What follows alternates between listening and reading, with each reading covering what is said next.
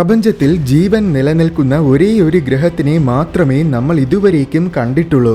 അത് നമ്മുടെ മനോഹരമായ ഭൂമിയാണ്. ഭൂമിക്ക് പുറത്ത് പ്രപഞ്ചത്തിൽ മറ്റെവിടെയെങ്കിലും ജീവൻ നിലനിൽക്കുന്നുണ്ടോ എന്ന് നമുക്കറിയില്ല. അതിനുള്ള യാതൊരു തെളിവും ഇതുവരേക്കും നമുക്ക് ലഭിച്ചിട്ടുമില്ല. അതിനാൽ തന്നെ അന്യഗ്രഹ ജീവികളെന്നത് നിലവിൽ വലിയൊരു സാധ്യത മാത്രമാണ്. പ്രപഞ്ചത്തിന്റെ ഏതോ ഒരു കോണിൽ സ്ഥിതി ചെയ്യുന്ന ഭൂമി എന്ന ഗ്രഹത്തിൽ ജീവൻ ഉണ്ടാവുകയും അത് വളരെ സങ്കീർണമായിട്ട് പരിണമിക്കുകയും ചെയ്തുവെങ്കിൽ, അതുപോലെ പ്രപഞ്ചത്തിന്റെ മറ്റൊരു കോണിൽ സ്ഥിതി ചെയ്യുന്ന മറ്റൊരു ഗ്രഹത്തിലും ജീവൻ ഉണ്ടാകാമെന്ന സാധ്യതയാണ് നിലവിൽ നമുക്കറിയാവുന്ന അന്യഗ്രഹ ജീവികൾ. പക്ഷേ മറ്റ് ഗ്രഹങ്ങളിൽ ജീവൻ ഉണ്ടെങ്കിൽ അവ എങ്ങനെയുള്ള ജീവികളായിരിക്കും? അവയുടെ ജീവശാസ്ത്രവും ശരീരഘടനയുമൊക്കെ എങ്ങനെയായിരിക്കും? അവയ്ക്ക് ഭൂമിയിലുള്ള ജീവനുമായിട്ട് സാമ്യത ഉണ്ടായിരിക്കുമോ? നമ്മുടെ ഭൂമിക്ക് സമാനമായ ഒരു ഗ്രഹത്തിൽ പുരോഗമന സമൂഹമുണ്ടെങ്കിൽ അവരും മനുഷ്യരെ പോലെ തന്നെ ആയിരിക്കുമോ? ഈ ചോദ്യങ്ങൾക്കുള്ള കൃത്യമായ ഉത്തരങ്ങൾ നമുക്കറിയില്ലെങ്കിലും നമ്മൾ മനസ്സിലാക്കിയ ശാസ്ത്രത്തിന്റെ അടിസ്ഥാനത്തിൽ ഇതിന്റെ ഉത്തരങ്ങൾ നമുക്ക് ഊഹിക്കാനാകും. അപ്പോൾ മറ്റ് ഗ്രഹങ്ങളിൽ ജീവൻ ഉണ്ടെങ്കിൽ അവ എങ്ങനെയായിരിക്കുമെന്ന് നമുക്ക് നോക്കാം.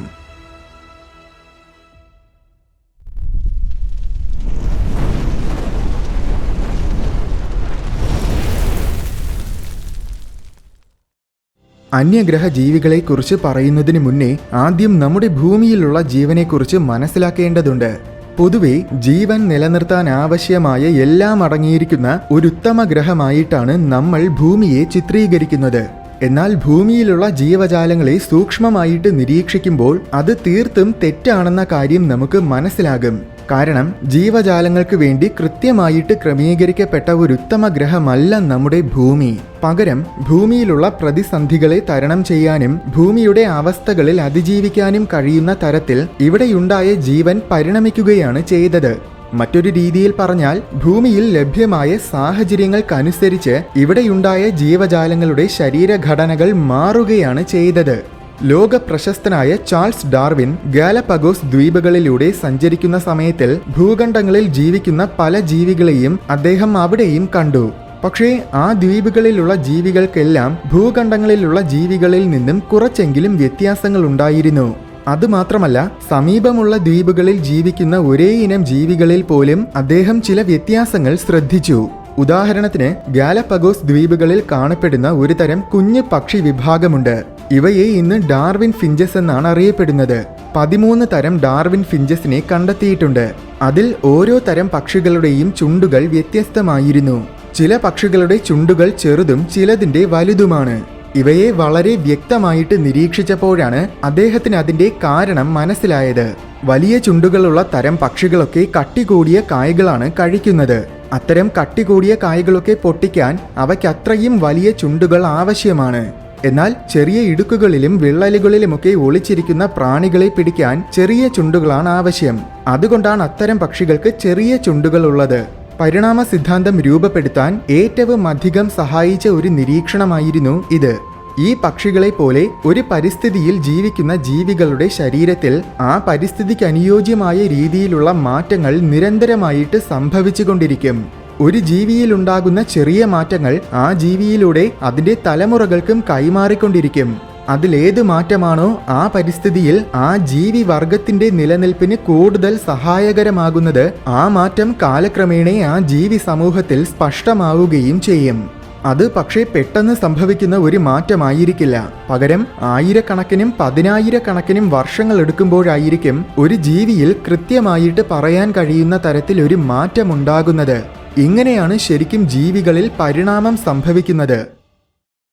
ഭൂമിയിലുള്ള ഏത് സങ്കീർണമായ ജീവൻ എടുത്താലും അവയിൽ കാണാൻ കഴിയുന്ന ഒരു പ്രധാനപ്പെട്ട ശരീരാവയവമാണ് കണ്ണുകൾ. കാഴ്ചശക്തിയുള്ള ജീവികൾക്ക് അതില്ലാത്ത ജീവികളെക്കാൾ അതിജീവിക്കാൻ വളരെ കൂടുതൽ സാധ്യതയുണ്ട്. ശത്രുക്കളിൽ നിന്നും രക്ഷപ്പെടാനായാലും ആഹാരം കണ്ടെത്താനും ചുറ്റുമുള്ള കാര്യങ്ങളൊക്കെ നിരീക്ഷിക്കാനും അങ്ങനെ എല്ലാത്തിനും കാഴ്ചശക്തി എന്നത് വളരെയേറെ പ്രധാനപ്പെട്ട ഘടകമാണ്. അത്രയേറെ ഉപകാരമുള്ളതിനാൽ തന്നെ കാഴ്ചശക്തി എന്നത് ഇന്ന് ഭൂമിയിലുള്ള ഒട്ടുമിക്ക ജീവികളിലും കാണാൻ സാധിക്കുന്ന ഒരു പൊതുവായ സവിശേഷതയായി മാറിക്കഴിഞ്ഞു. ഭൂമിയുടെ വ്യത്യസ്തമായ കോണുകളിലുള്ള തികച്ചും വ്യത്യസ്തമായ രീതിയിൽ പരിണമിച്ച പൂർണ്ണമായും വ്യത്യസ്തമായ ജീവിവർഗങ്ങൾക്ക് വരെ കാഴ്ചശക്തിയുണ്ട്. ഇതിനെയാണ് കൺവേർജന്റ് എവല്യൂഷൻ എന്ന് പറയുന്നത്. അതായത് പല വർഗം ജീവികൾക്കും ഒരേ രീതിയിലുള്ള പരിണാമങ്ങൾ സംഭവിക്കുന്നത്. കണ്ണുകൾ മാത്രമല്ല ഇങ്ങനെ പരിണമിച്ചത്. അതിനുത്തമമായ മറ്റൊരു ഉദാഹരണമാണ് ചിറകുകൾ. ഇന്ന് നമ്മൾ കാണുന്ന വവ്വാലുകൾ ശരിക്കും പക്ഷിവർഗമേ അല്ല. എന്നാൽ പക്ഷികളെപ്പോലെ പറക്കാൻ വേണ്ടി ഇവയ്ക്കും ചിറകുകൾ പരിണമിച്ചു. അതുപോലെ വവ്വാലുകൾക്ക് എക്കോ ലൊക്കേഷൻ ചെയ്യാനുള്ള കഴിവുണ്ട്. എന്നുവെച്ചാൽ ശബ്ദ തരംഗങ്ങളെ ഉപയോഗിച്ച് ചുറ്റുപാടുമുള്ള കാര്യങ്ങൾ മനസ്സിലാക്കാനുള്ള കഴിവ്. ഇതേ കഴിവ് സമുദ്രത്തിൽ ജീവിക്കുന്ന തിമിംഗലങ്ങൾക്കുമുണ്ട്. ഈ ഒരു കഴിവുള്ള ജീവികൾക്ക് പ്രകാശം കുറഞ്ഞ സ്ഥലങ്ങളിലും അതിജീവിക്കാനാകും. ഇതുപോലെ ഫോട്ടോസിന്തസിസ് നടത്താനുള്ള കഴിവ് സകല സസ്യജാലങ്ങളിലും ചില ജീവികളിലും വരെയുണ്ട്. അപ്പോൾ വ്യത്യസ്തമായ ജീവിവർഗങ്ങളാണെങ്കിൽ പോലും ഒരേ ആവശ്യത്തിന് വേണ്ടിയിട്ടാണെങ്കിൽ ആ ജീവിവർഗങ്ങൾ ഒരേ രീതിയിൽ പരിണമിക്കുക എന്നത് തികച്ചും സാധ്യമായ കാര്യമാണ്. അങ്ങനെയെങ്കിൽ നമ്മുടെ ഭൂമിക്ക് സമാനമായ സാഹചര്യങ്ങളുള്ള മറ്റൊരു ഗ്രഹത്തിൽ ജീവൻ ഉണ്ടാവുക എന്നതും അവിടുത്തെ ജീവൻ ഭൂമിയിലുള്ളതുപോലത്തെ ജീവികളായിട്ട് പരിണമിക്കുക എന്നതും തീർച്ചയായും സാധ്യം തന്നെയാണ്. മറ്റൊരു രീതിയിൽ പറഞ്ഞാൽ മനുഷ്യരെ പോലത്തെ അന്യഗ്രഹ ജീവികളും തീർച്ചയായും ഉണ്ടായിരിക്കാം. അവർക്കൊരുപക്ഷെ പൂർണ്ണമായും മനുഷ്യന്റെ രൂപമല്ലെങ്കിൽ പോലും മനുഷ്യന്റെ സാമ്യതയെങ്കിലും ഉണ്ടായിരിക്കും. സിനിമകളിൽ മിക്കവാറും അന്യഗ്രഹ ജീവികളെ മനുഷ്യന്റെ സാദൃശ്യത്തിലാണ് കാണിക്കുന്നത്. അവയെല്ലാം തികച്ചും സാങ്കല്പികമാണെങ്കിൽ പോലും ഒരുപക്ഷെ യാഥാർത്ഥ്യവും അത് തന്നെയായിരിക്കാം. കാരണം ഇത് സാധ്യമാണെന്ന് തന്നെയാണ് കൺവെർജന്റ് എവല്യൂഷൻ, അതായത് നമ്മുടെ പ്രകൃതി തന്നെ നമുക്ക് കാണിച്ചു തരുന്നത്. ഒരു പുരോഗമന സമൂഹമായി മാറാൻ നമ്മെ സഹായിച്ച അതേ ഘടകങ്ങൾ തന്നെയായിരിക്കും വേറൊരു ഗ്രഹത്തിലെ ജീവികളെ പുരോഗമന സമൂഹമാകാൻ സഹായിക്കുന്നതും. മനുഷ്യന് കൈവിരലുകൾ ഉണ്ടായിരുന്നില്ല എങ്കിൽ മനുഷ്യൻ ഒരിക്കലും ആയുധങ്ങൾ ഉപയോഗിക്കുമായിരുന്നില്ല. ആയുധങ്ങളില്ലാതെ നമുക്ക് കാട്ടിലെ മറ്റു ജീവികളിൽ നിന്നും സംരക്ഷണം നേടാനോ വേട്ടയാടാനോ ഗുഹാമനുഷ്യരിൽ നിന്നും ഇത്രയേറെ പുരോഗമിക്കാനോ സാധിക്കുമായിരുന്നില്ല. അങ്ങനെയായിരുന്നുവെങ്കിൽ ഒരുപക്ഷെ ഇപ്പോൾ മനുഷ്യവർഗത്തിന് തന്നെ വംശനാശം സംഭവിക്കുമായിരുന്നു. അത്രയേറെ പ്രധാനപ്പെട്ടതാണ് കൈവിരലുകൾ. അപ്പോൾ പുരോഗമന സമൂഹമായി മാറുന്ന അന്യഗ്രഹ ജീവികൾക്കും ഇതുപോലെ വിരലുകളോ അല്ലെങ്കിൽ അതിന് സമാനമായ ഘടനകളോ ഉണ്ടായിരിക്കും. മനുഷ്യരെ പോലെ പഠനങ്ങളും നിരീക്ഷണങ്ങളുമൊക്കെ നടത്താൻ വേണ്ടി വളരെ സങ്കീർണമായ ഒരു തലച്ചോർ അവർക്കുമുണ്ടായിരിക്കും. 10,000 കോടിയിലേറെ ന്യൂറോൺസ് ഉള്ള മനുഷ്യന്റെ തലച്ചോറാണ് ഭൂമിയിലെ സകല ജീവജാലങ്ങളിലും വെച്ച് ഏറ്റവും സങ്കീർണമായ തലച്ചോർ. ആ മനുഷ്യൻ തന്നെയാണ് ഭൂമിയിലെ ഏറ്റവും ഇന്റലിജന്റായ ജീവനും. അപ്പോൾ മറ്റൊരു ഗ്രഹത്തിലെ ഇന്റലിജന്റായ ജീവനും ഇതുപോലെ വളരെ സങ്കീർണമായ തലച്ചോറും അതിനെ സംരക്ഷിക്കാൻ വേണ്ടി വലിയ തലയുമൊക്കെ ഉണ്ടായിരിക്കാം. പക്ഷേ ഇതൊക്കെ പറയുമ്പോഴും ഇത് നമ്മുടെ ഭൂമിക്ക് സമാനമായ ഒരു ഗ്രഹത്തിൽ സംഭവിക്കാനുള്ള സാധ്യതയെക്കുറിച്ച് മാത്രമാണ് പറയുന്നതെന്ന് ഓർക്കണം.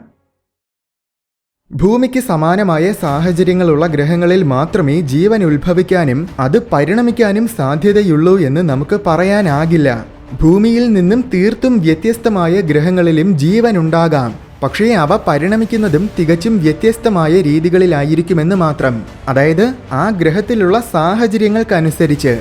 ഉദാഹരണത്തിന് ഭൂമിയേക്കാൾ മാസ് ഒരുപാട് കുറഞ്ഞ ഒരു ഗ്രഹത്തിലാണെങ്കിൽ ഗുരുത്വാകർഷണ ബലം തീരെ കുറവായിരിക്കും. അപ്പോൾ ആ ഗ്രഹത്തിൽ പരിണമിക്കുന്ന സസ്യജാലങ്ങളും ജീവജാലങ്ങളുമൊക്കെ ഭൂമിയിലുള്ളവയേക്കാൾ ഒരുപാട് കൂടുതൽ ഉയരത്തിൽ വളരും.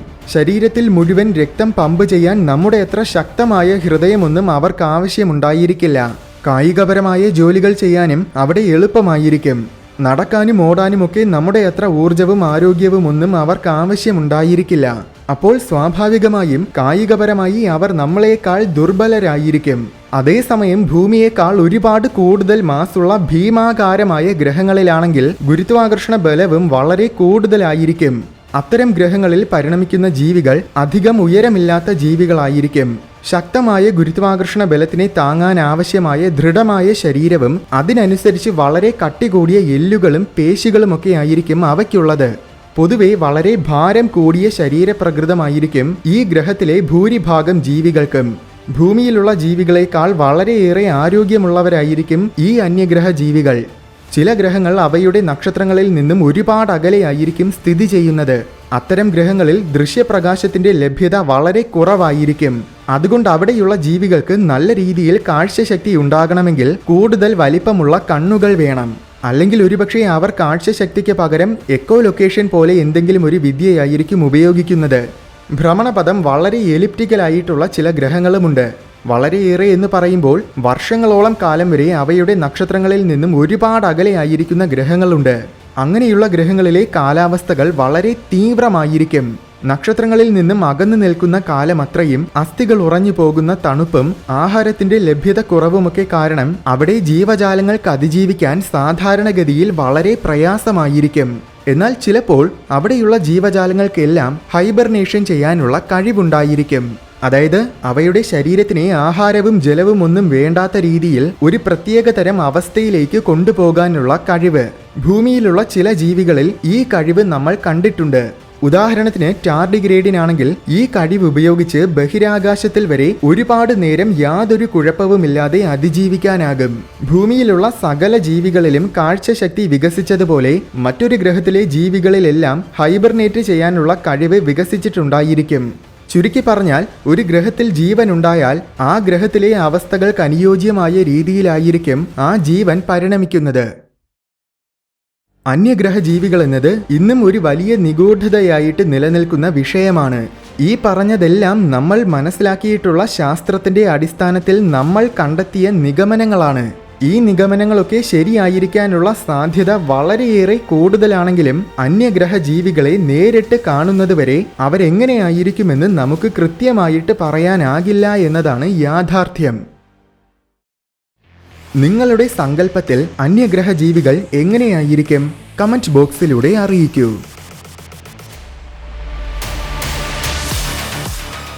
വീഡിയോ ഇഷ്ടമായെങ്കിൽ ലൈക്ക് ചെയ്യണമെന്നും ഇതുപോലെ കൗതുകവും വിജ്ഞാനവും നിറഞ്ഞ കൂടുതൽ വീഡിയോസ് കാണാനായിട്ട് ഈ ചാനൽ മറക്കാതെ സബ്സ്ക്രൈബ് ചെയ്യണമെന്നും ഓർമ്മിപ്പിക്കുന്നു.